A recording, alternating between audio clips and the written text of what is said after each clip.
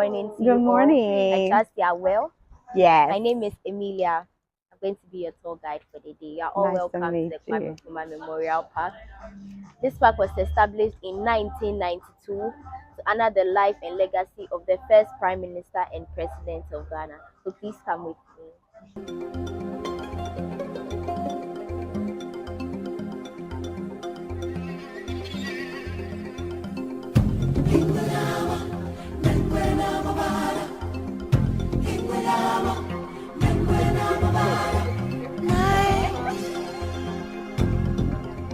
And the spirit of life calling Mamela. I was born on 21st September 1909 at a village called Nkrofo in the Western region. His parents were Mr. Kwame Nkrumah and Madam Elizabeth Nganeba. He was the only child of his parents. His father passed when he was young, so he grew with his mother, who was a fishmonger. He had his basic Thank you. He had his basic education in a Roman Catholic school in his hometown. Then he enrolled in the Achimota College, now Achimota Senior High School, for a 4-year teacher training course. From there, Dr. Kwame Nkrumah taught at the Catholic schools across the Gold Coast. In 1935, he was awarded a scholarship to study at the Lincoln University in the USA, where he had his first degree.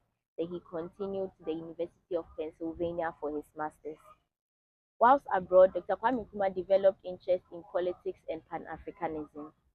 He also enrolled in the London School of Economics, but left after a semester to pursue his political career and Pan-Africanist ambition. In 1947, he was invited to join the United Gold Coast Convention, which was the first and active political party at the time, as their general secretary. But as time went on, Dr. Kwame Nkrumah realized his ideology didn't align with that of the UGCC, because the UGCC sought for self-government in the shortest possible time. In 1949, he left the UGCC and formed the Convention People's Party, which is also called the CPP, with the mantra self-government now. Whilst creating awareness for his party, he organized a campaign called the Positive Action Campaign, which resulted in demonstrations. As a result, he was arrested by the British administration, sent to the James Ford prison to be detained for 3 years. But one thing the British administration didn't know was that Dr. Kwame Nkrumah's campaign sparked interest in the hearts of Ghanaians. Whilst in prison, Dr. Kwame Nkrumah made a bold decision to contest for the 1951 elections, and he won whilst in prison. He was then released from prison after a year and 3 months instead of 3 years, and made the leader of government business. In 1952, he became the first Prime Minister of the Gold Coast. So formerly, Ghana was known as Gold Coast.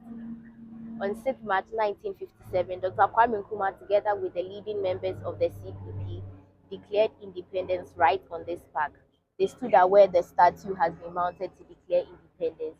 So in those days, this park was known as the Old Polo Grounds, where the British played the game polo. No black or African was given access here.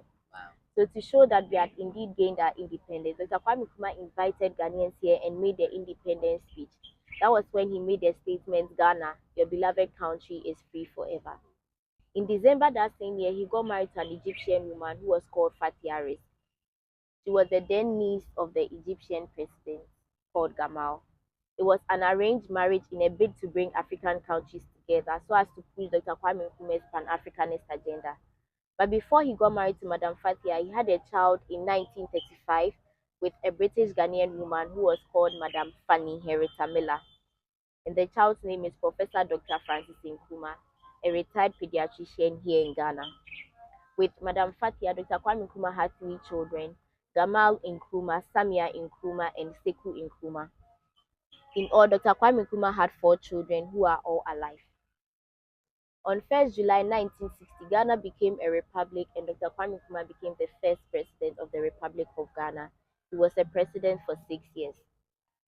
In February 1966, Dr. Kwame Nkrumah was sent on a peace mission to Vietnam and was informed his government had been overthrown by a group of police and military men with the indirect influence of the CIA. When he heard the news, for fear of his life, he didn't return to Ghana and went into exile.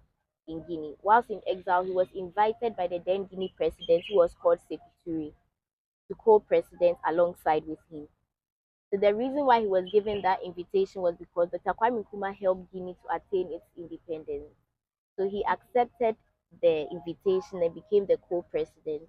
So he was in Guinea as a co-president till October 1971, where he fell sick and was sent to Romania for treatment. On 27th April 1972, he died at the Bucharest hospital in Romania of prostate cancer. His body was then sent to Guinea, where he was given a state burial for 3 months. When news reached Ghana that he had died, his mother was alive. She was 100 years and blind due to old age. And I mentioned that she was his only child. So she was her only child. So as a result, she together with some relatives requested for his body. It was embalmed, put in a metallic coffin, and sent to his hometown in Korfu, where the body was put on public display for 20 years. When this park was built in 1992, his body was then brought to the mausoleum, the structure we see over there, which happens to be his third and hopefully final resting place. Please, any questions? Okay, so, Okay. yeah. Okay. So please, let's continue. And a voice with the fear of child answered, my own Pamela.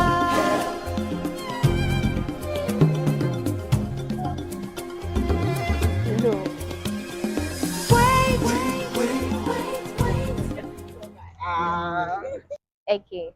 So where you are standing is called the Declaration Grounds, and this was where Dr. Kwame Nkrumah stood together with the leaders of the CPP to declare Ghana's independence on 6th March 1957, right on the old polo grounds. So this bronze statue we see over here was inspired by one of Dr. Kwame Nkrumah's quotes that says that we neither face east nor west, we face forward. Simply put, the quote meant forward ever, backwards never. When we look on the water, we see statues. These statues are called horn blowers. Traditionally, they blow the horn to announce the presence of distinguished people. But in this case, they are blowing to announce the death of Dr. Kwame Nkrumah, and they are kneeling to show their love and loyalty to him as well. When we look on the far right, there's a statue in smoke playing a string instrument, and that represents the northern sector of Ghana. And the one straight ahead playing drums represents the southern sector of Ghana to show that Dr. Kwame Nkrumah believed in and supported cultural diversity. From here, you'll be allowed to take your pictures, then we continue with the tour. there's no mountain too great. Hear these words and have faith. Oh, have faith.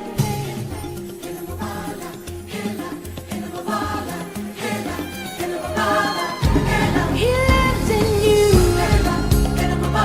Okay. This structure we see is called the mausoleum, and over there happens to be the resting place of Dr. Kwame Nkrumah and his wife, Madam Fathia Nkrumah. It was designed by a Ghanaian architect called Dr. Don Arthur, built by a Chinese company using Italian marbles. It was designed like a truncated tree or a tree that has been cut short to symbolize the unfinished works of Dr. Kwame Nkrumah. It was also designed like the state sword that has been turned upside down. A sword that has been turned upside down symbolizes peace. So in other words, Dr. Kwame Nkrumah has been laid to rest under the tree of peace. When we look around the mausoleum, we see water, and as we all know, water is life. So though he is dead, his works are still living.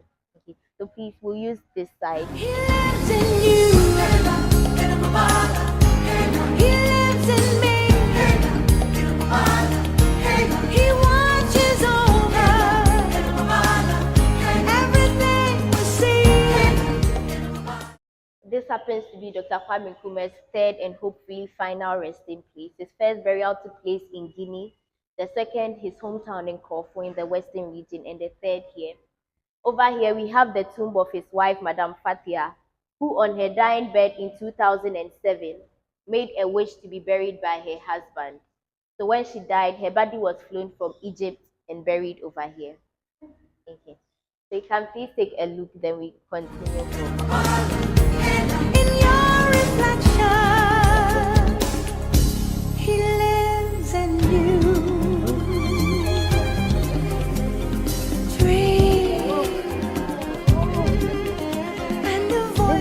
statue we see was once a complete statue of Dr. Kwame Nkrumah that used to be mounted at the old Parliament House.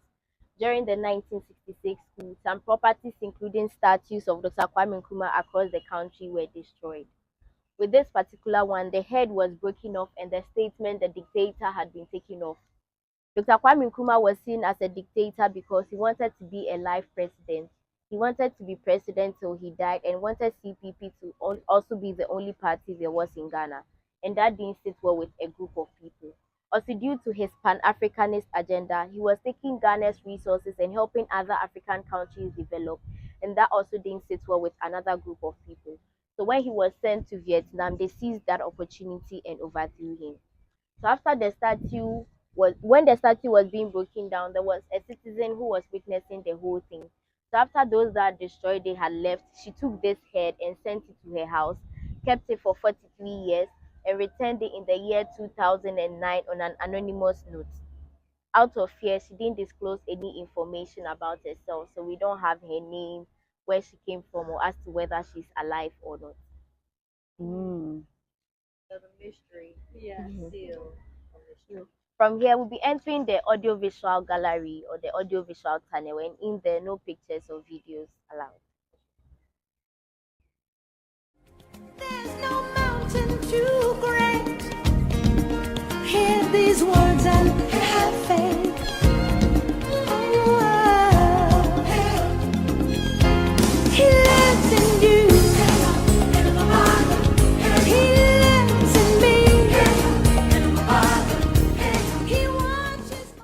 And on the wall, we see portraits of Dr. Kwame Nkrumah displaying varied emotions, such as being angry, being indifferent, smiling, and laughing. They represent the stages he had to go through to gain independence, and this display of emotions show that he was human like we are. Also on the wall, we see his favorite quote that says that I am not African because I was born in Africa, but because Africa was born in me. And the black star there symbolizes hope for Ghana and the African continent. This brings us to the end of our tour. Thank you all very much and have a wonderful Thank you. Hear these words and have faith. Oh, have faith.